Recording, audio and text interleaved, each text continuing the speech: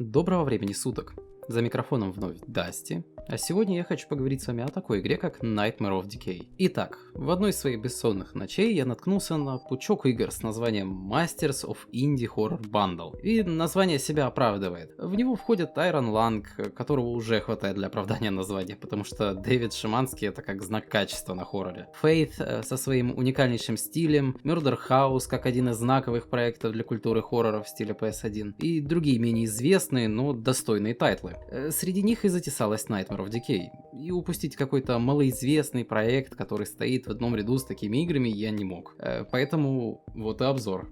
Главный герой смотрит ТВ, хавает, ложится покемарить и просыпается у особняка Спенсера. Не, я серьезно, они очень похожи. Затерпев пару дизреспектов со стороны кота, который, кажется, брал уроки пафосных исчезновений у Джемена, берем нож у бомжа в подвале, и теперь мы вольны делать, что захотим. И тут же мы приходим к первой конкретной проблеме игры. Это жанровая принадлежность к «куда мне вообще нахрен идти?». Потому что у разработчиков, кажется, был фетиш на расставление максимального количества бессмысленных и случайных комнат. Что если по первому разу не сильно заметно, то как только вы начнете заниматься бэктрекингом, которым вы займетесь, вы сразу поймете, что зомби не респаунятся, убивать их не то чтобы сложно, так что вы будете просто бегать из одной двери в другую по абсолютно пустым локациям. Хотя знаете что, игру вообще можно пройти без убийств, потому что зомби мало того, что представляют из себя альтернативную эволюцию слоупока, так еще и следовать за вами в двери не будут. Так что единственное, с чем вам реально придется бороться, это с тем, что ваш персонаж походу инвалид на обе ноги и начинает издыхать уже через 2 метра после бега. Ну, давайте хоть рассмотрим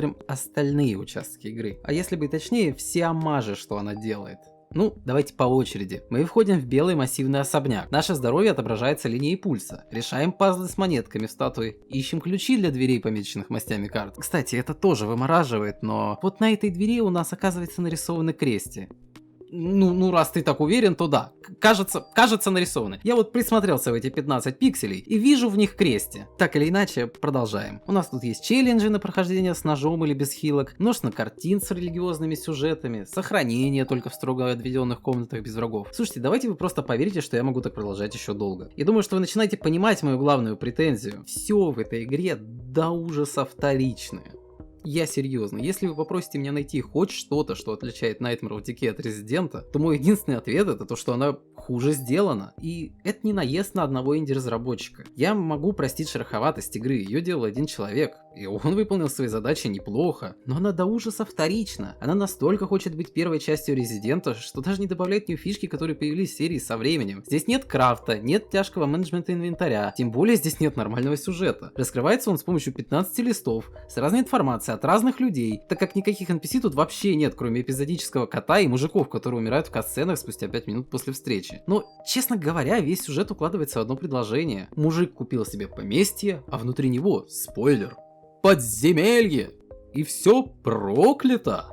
Как это связано с похищениями? Кто нахрен этот кот, который все время появляется и булит нашего персонажа? Кто вообще наш персонаж? Зачем именно его забрали в этот проклятый дом? Да и вообще, в чем смысл происходящего, нам никогда не расскажут. Но подождите, мой сценарий хочет возразить, ведь все, о чем я сейчас говорю, имеет место быть лишь в первой половине сюжета. Ровно с того момента, как вы попадете в подвал, а затем и в катакомбы, игра сильно преобразится. Из survival хоррора она превращается в медлительный, коридорный шутан.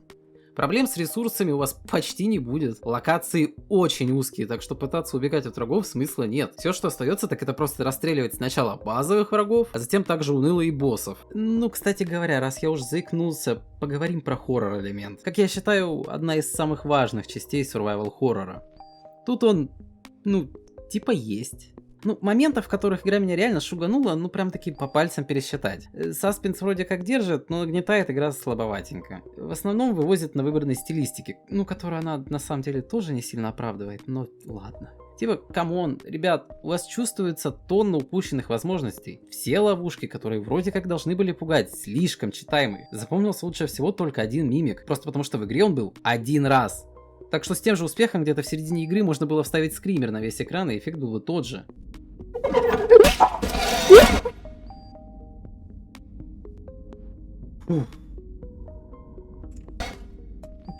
Блять.